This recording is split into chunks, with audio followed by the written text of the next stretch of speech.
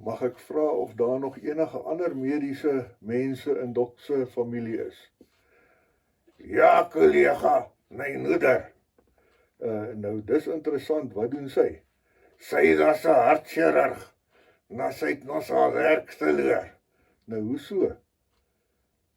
Sy het eers die storie begin glo dat die kortste pad na 'n man se hart deur sy naag is.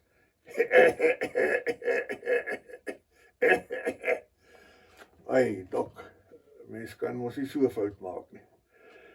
Kom ons kyk bietjie wat sê die volgende vraag. Geagte Dok Dupa, ek is 'n amper afgestudeerde mediese student. En ek dink ek het nou al alles geleer wat ek moet.